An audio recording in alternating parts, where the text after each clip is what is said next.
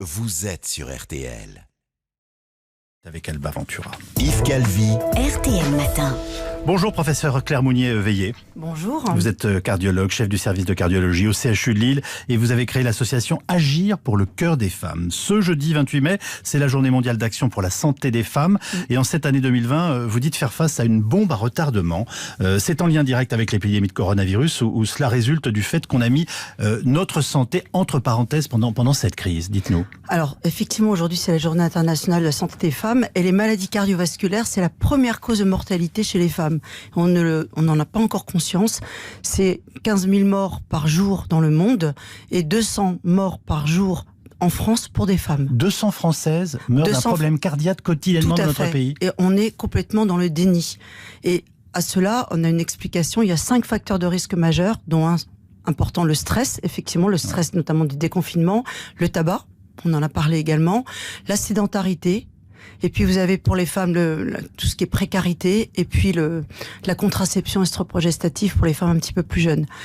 Je peux m'arrêter sur le premier parce que c'est peut-être celui qui peut le plus surprendre. Les autres ont un caractère, on va dire, habituel, en tout cas quand on s'intéresse un tout petit peu à notre santé. Bien sûr. Le stress du déconfinement, qu'est-ce que ça veut dire? Le stress du déconfinement, déjà ce sont des femmes qui ont été surexposées avec le télétravail à la maison, les enfants à gérer, la maison à gérer. Pour les femmes qui sortaient, je pense aux infirmières, aux aides-soignantes, aux caissières, ces femmes-là, elles avaient le stress d'attraper le virus et en plus de ça, il fallait gérer la maison.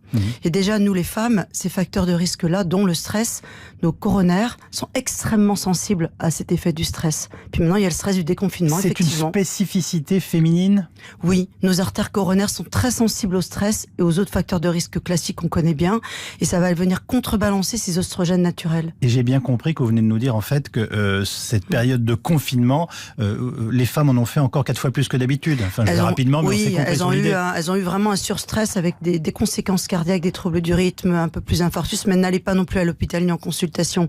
Mais on a quand même une bonne nouvelle. Dites-moi. Dans 8 cas sur 10, on peut éviter cet accident. Parce qu'on va agir sur le stress, on va agir sur le tabac, on va agir... Et c'est pour ça qu'on a créé Agir pour le cœur des femmes, qui est un fonds de dotation avec Thierry Drion. C'est pour justement les 3 A. Pour celles qui nous écoutent, est-ce que vous pouvez quand même nous donner les symptômes qui nous alertent pas forcément? Parce que on peut très bien avoir une petite douleur intercostale, enfin voilà, un moment de fatigue et qu'on n'analyse pas forcément comme étant un signe. Alors bien entendu, appliqué spécifiquement à la cardiologie féminine. Alors les symptômes, c'est l'essoufflement à l'effort progressif, une douleur dans le creux du ventre, une douleur entre les épaules, une fatigabilité. Mais tout ça, c'est avec des facteurs de risque. C'est pas une femme qui n'a aucun facteur de risque, mais une femme stressée, effectivement. 3e facteur de risque de l'infarctus, c'est le stress. On ne prend pas toujours ça au sérieux, le stress. Vous voyez ce que je veux dire? On est dans le déni parce qu'on a d'autres choses à penser. On met notre santé, nous les femmes, un petit peu de côté. Alors, il ne faut pas non plus être féministe, parce que les hommes aussi mettent leur santé de côté. Mais c'est vrai qu'on a peut-être cette crainte de perdre le travail. Vous parliez tout à l'heure de chômage, de perte de boulot. Les femmes, je l'entends en consultation, elles ont vraiment peur. Pardonnez-moi, je vous interromps, Mounier-Veillé. Pendant ces 2 mois de confinement, j'ai passé mon temps à interviewer des médecins, bien entendu, sur le coronavirus, et tous les autres nous disaient on ne voit plus personne en consultation. Enfin, c'était une forme de clin d'œil. Les Français ne sont plus malades. Donc les Françaises l'étaient bien comme d'habitude. Je comprends, vous écoutant, qu'elles ont eu encore plus de charges dans tous les sens du terme. Est-ce que vous pensez qu'on va avoir, je dirais, une seconde vague, en quelque sorte, qui serait les conséquences, notamment sur le plan cardiaque, de cette mise entre parenthèses qui n'en était pas une? On va avoir une seconde vague, elle apparaît déjà. Donc les gens reviennent à l'hôpital ou en consultation, mais dans des états absolument catastrophiques. On a des ruptures cardiaques qu'on n'avait pas. On a des femmes qui rentrent dans la maladie par l'insuffisance cardiaque, donc le cœur qui est un muscle qui ne se contracte plus du tout. On a eu des troubles du rythme gravissimes avec accident vasculaire cérébral. Et une femme, la semaine dernière, appelle le SAMU avec une douleur typique d'infarctus oppressé. Le SAMU lui dit « on vous envoie le camion ». Elle a dit « non, je ne veux pas aller à l'hôpital, j'ai peur d'attraper le virus et j'ai ma famille ». Donc là, ça colle pas. Vous voyez, il faut vraiment... Les gens qui vous entendent ce matin, vous sauvez des vies. Parce que les gens vous écoutent, ils disent « Ah ben effectivement, on a des filières dédiées où il n'y a pas de Covid, on fait très attention, on a réduit le nombre de patients accueillis en consultation pour justement éviter la contamination, on porte des masques. » Donc vraiment, il faut se soigner, c'est important. Qu'est-ce qu'on fait si on a un doute et qu'on décide de prendre sur soi, en étant une femme qui peut-être travaille, qui s'occupe de sa famille?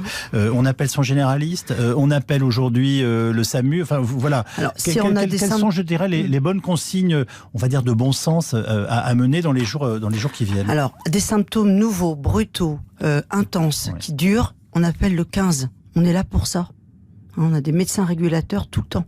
Donc il faut appeler le 15. Le médecin traitant, c'est bien si par exemple on a mal à la tête le matin, qu'on se dit tiens, je fais peut-être un petit peu d'hypertension, je suis fatigué. Vous voyez, des symptômes inquiétants mais sans plus, quoi. Ça change. Mais quelque chose de brutal, de continu, qui récidive, on n'attend pas, on fait le 15 parce qu'on a 3 heures pour déboucher une coronaire. Je vous ai bien compris, ça touche tout le monde à tous les âges, même les plus jeunes. Tout à fait, plus 5% par an d'hospitalisation pour infarctus chez les moins de 55 ans.